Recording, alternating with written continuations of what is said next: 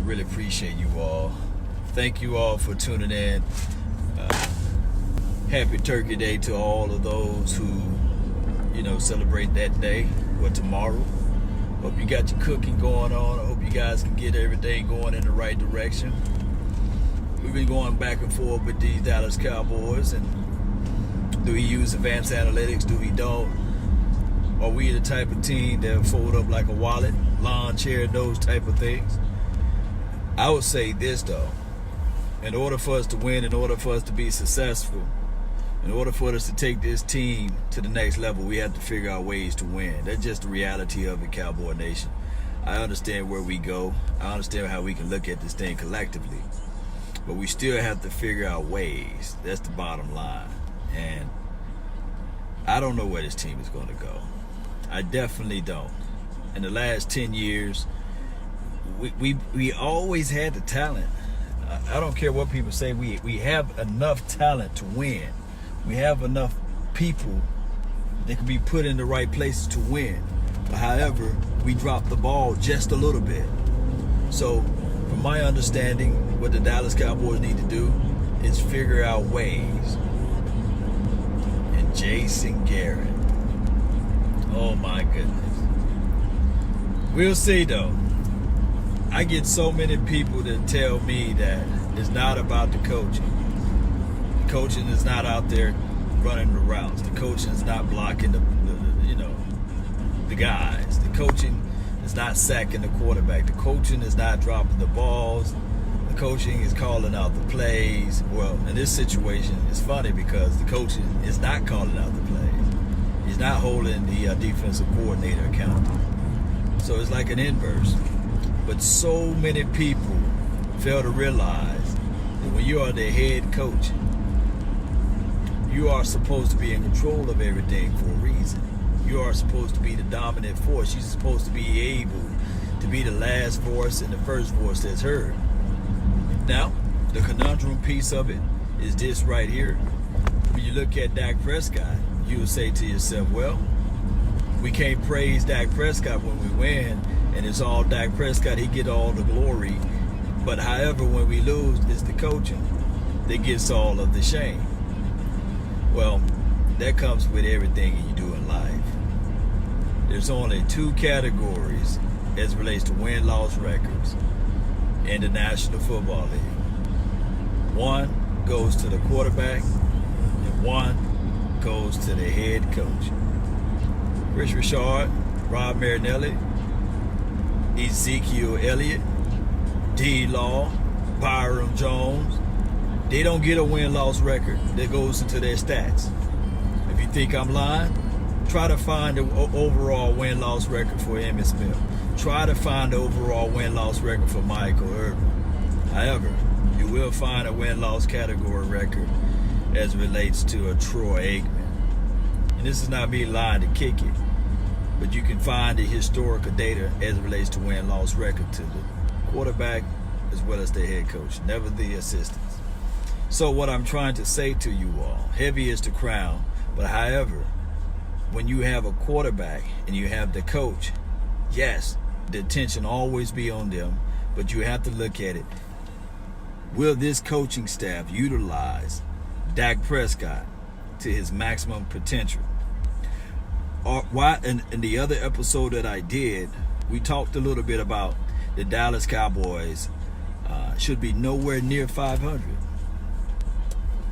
Here's the thing. I deeply believe that if the Bengals or the Browns or the Jets had our record 6-5, they would be considered, man, what a successful year for them, right?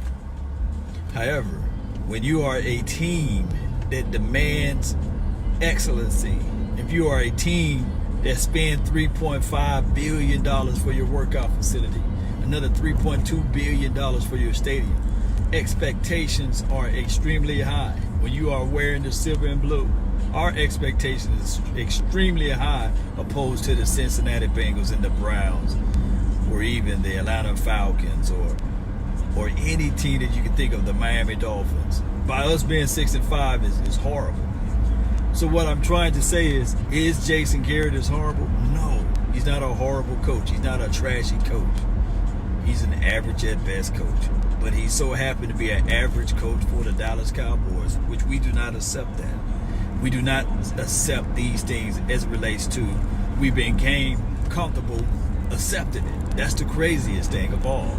We became so comfortable, we became so relaxed that we would look at it, and I heard somebody say, well, if you look at it collectively, Jason Garrett is the second winningest coach for the Dallas Cowboys history within his 9 years. But also with the same breath, you can look at it from these perspectives. He got 2 playoff victories. Somewhere in between, the rubber needs to meet the road. Somewhere in between, we need to look at each other in the mirror and say to ourselves, are you comfortable with 2 playoff victories in 9 years, going into 10? Are you comfortable with the level of talent that we have to be labeled in the franchises of the Washington Redskins, the Cincinnati Bengals, to be in the same breath of the Browns? Are you comfortable? And as a diehard fan, Cowboy fan, are you comfortable spending all of that money, all that merch, looking around, seeing what we have as it relates to this organization? Are you comfortable being in the spot that you are at? Or do you want the best? I come here to tell you guys, and I do know we live, so I'm not able to read your comments because I'm driving, for crying out loud. I've come here to tell you all that we demand greatness. We demand to be that dominant team. Not be a team that say, hey, we're not looking for an edge to win. Not a team that say, hey, we only do what we do best. We need to be a team that can calculate everything and put everything in perspective of dominating our opposition.